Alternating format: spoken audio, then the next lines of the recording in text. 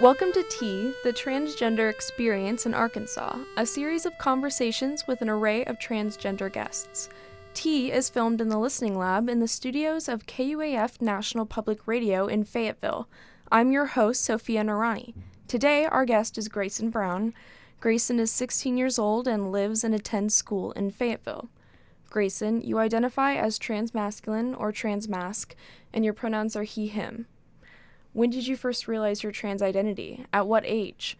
And how did that feel for you emotionally, mentally, and physically? People ask me this question a lot, and I'm afraid I don't have a good answer to when I genuinely realized it. I knew something was weird at probably 12-ish, and 12, 13, around then. I thought maybe I'm non-binary, not just not a girl, and so I started experimenting with that, and it felt not quite right, but better.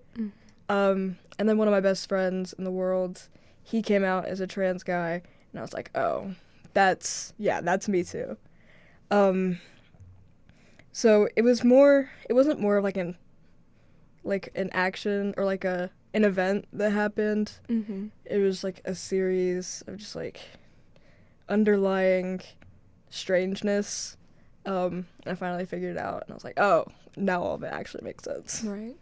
And sort of going off on that, when you were a child, did you prefer to wear your hair or your clothing in any particular way?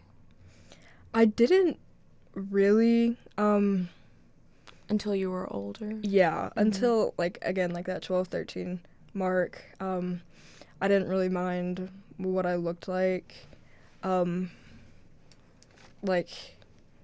My mother made all those choices for me. Mm-hmm. I Me didn't too. have, yeah. Mm-hmm.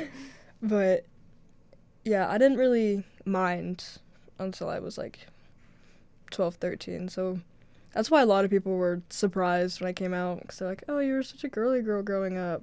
And I was like, okay, well, not anymore. Yeah. So now, as a trans teen, what is your preferred hairstyle and clothing? Do you wear chest binders?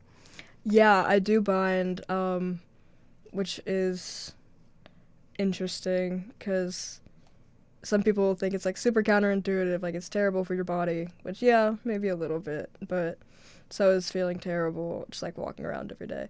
But I just keep my hair short, just short and neat, and clothing wise, just I usually wear baggy clothes, just hide my chest and the way I'm shaped, but just more either masculine or unisex clothes, bigger clothes, stuff like that. Mm-hmm. When did you come out to your family? Can you describe that experience and their reaction?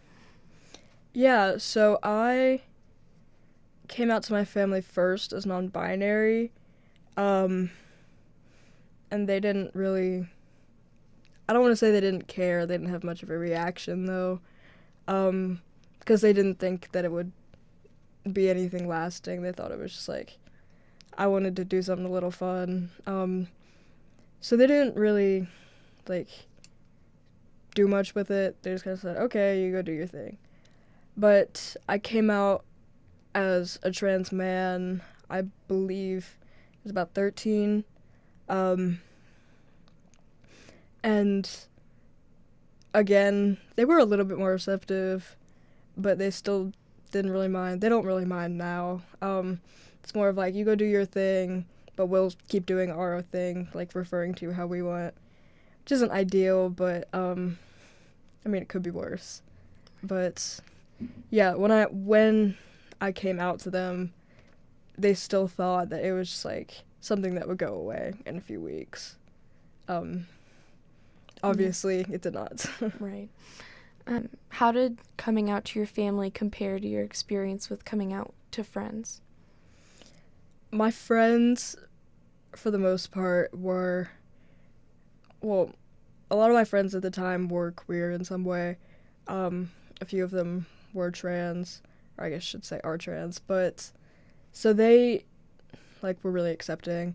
Some of my really close friends were just okay, cool, you're a dude now, and it was just it wasn't a big thing. They're just cool, that's who you are. That's who you are to us. So that was really nice. But some of my friends that I wasn't as close with, but they reached out and they were like, "This is really great. Like, I'm like happy for you, proud of you." Which is really great. My family was more like, "Whoa, like pump the brakes," which I understand because like my family have known me my entire life, and it's a lot harder to switch to something else. My friends I've known for like 3-4 years, and it was kind of easier to adjust to that. But yeah, my family is a much more, I don't want to say conservative about it, but like not super receptive. Right, I understand. So, earlier this year, the Arkansas legislature passed a new law, Act 542, the Given Name Act, which bans teachers and other school employees from using a student's preferred pronouns or name unless the school has written permission from a parent or legal guardian. Did you obtain permission, and are your teachers respecting your pronouns? Yeah, so the way that the bill sounds very scary, and it is really scary for a lot of people. But those who are out to their families and have somewhat accepting families, it's just like an email and you shoot it off. So it could be a lot worse, like a full form and like signed, all of that, but it's just a quick email.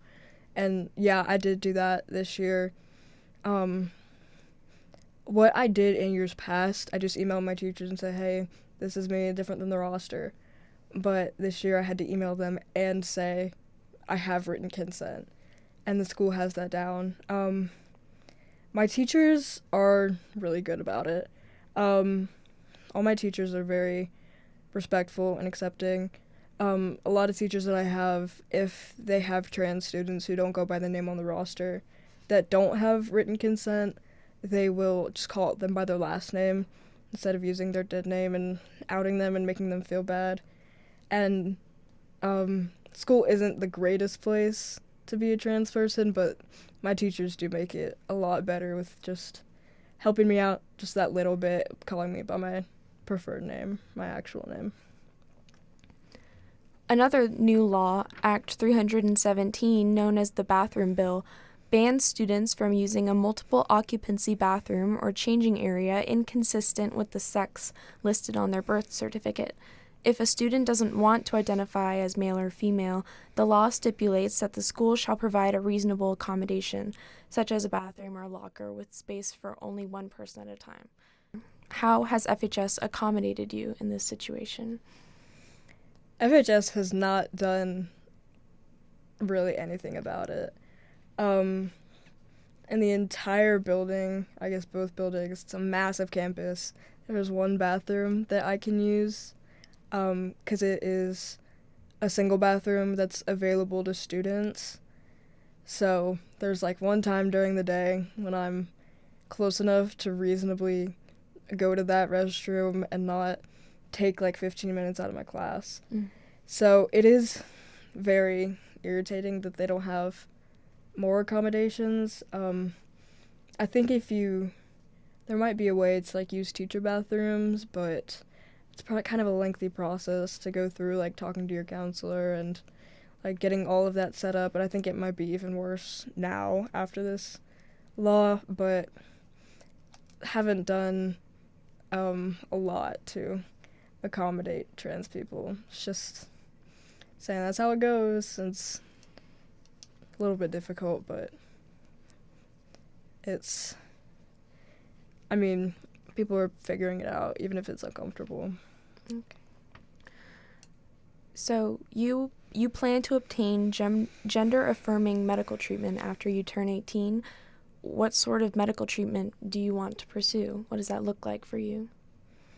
Yeah, so number one thing would just be testosterone and hormone replacement therapy. It's different for everybody, so I don't know exactly what it would look like for me. But once I turn 18, I am going to get on that list as soon as I can, and start going through that process. And The second biggest thing is top surgery, or like a double mastectomy. It's like the medical term. It's like that's my biggest area of discomfort, is my chest. So as soon as possible, I'm booking myself in for surgery and getting that done. So, what are your interests in and out of school? Kind of going away from this topic. So inside of school, like academically, I am really interested in like social sciences, like sociology, psychology, all of that. That's like my biggest thing. But outside of school, or outside of academics, I should say, I am in choir, and that's a really big part of me. It's just something that really means a lot to me, a really great community, and something that I really, really enjoy.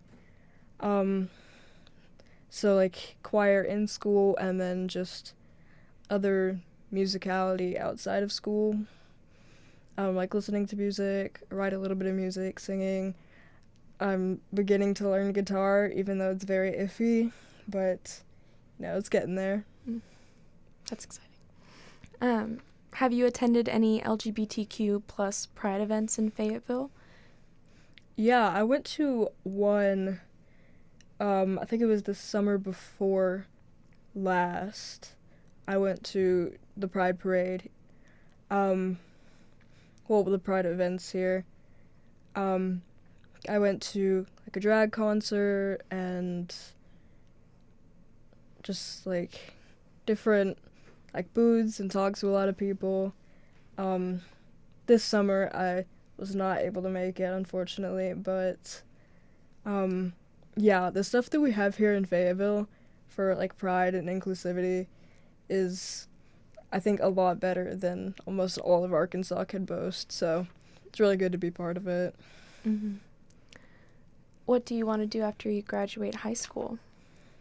I don't know where, but go to college and get my undergraduate in social work, and then a minor in either, like, gender and sexuality studies or LGBTQ plus studies, and then get my master's in social work. And, like, my end goal, like, when this happens, it's a success point, is a private practicing licensed clinical social worker. So, like, when you think of therapy, kind of like that. Right. Yeah. That's exciting. So you've lived in Fayetteville your whole life. Do you want to stay in Arkansas? I love Fayetteville. I really do love it here. I do not want to stay here. It's just not really for me at this point. I think it was Chris Jones who said this, or who said it about, like, other people. Like, I love Arkansas, genuinely I do. Arkansas does not love me. Like, it's just not really a place that, like, can accommodate me anymore. So even though I do love it here, I feel like to continue my life and just, like, continue progress, I feel like I have to go somewhere else. But Arkansas and Fayetteville especially, will always hold a very, very special place in my heart. Do you have any advice or any words for trans youth that are having similar experiences to yours?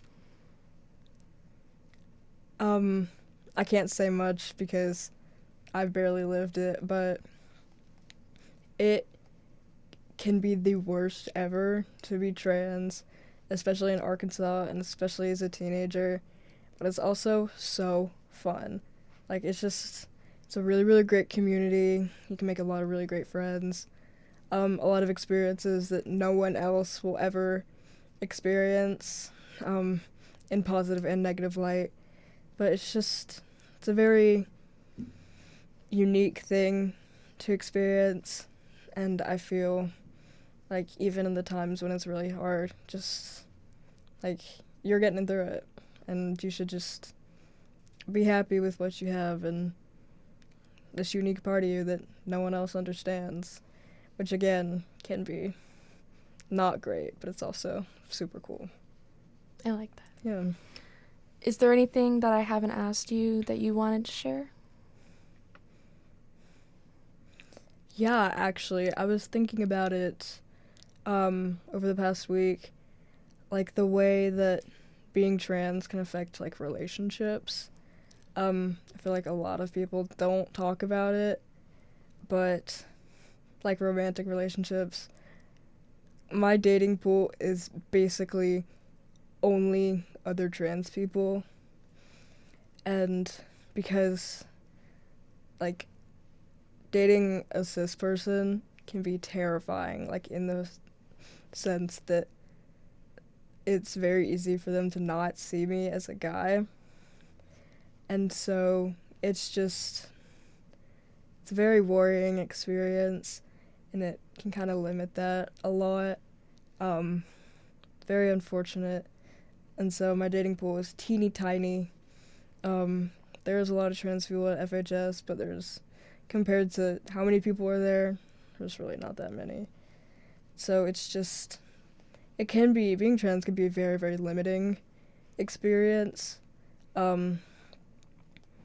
It's like, it can be very restrictive. That's a part of it that I feel like a lot of people don't really talk about much. Okay. Well, thank you for sharing that. Thank you for having me. It's great to be here. Of course. Thank you for speaking with us. The Transgender Experience in Arkansas is a project of KUAF Public Radio, hosted by me, Sophia Narani, she, they. I also serve as audio segment editor. T is directed and filmed in the Listening Lab by Emerson Alexander, he, him. T is produced by reporter and accordionist Jacqueline Frolick, she, her, and conceived by reporter Daniel Caruth, he, him. Financial support for T is provided by generous KUAF listeners. Thank you for supporting your public radio station. You can stream our series at listeninglabkuaf.com.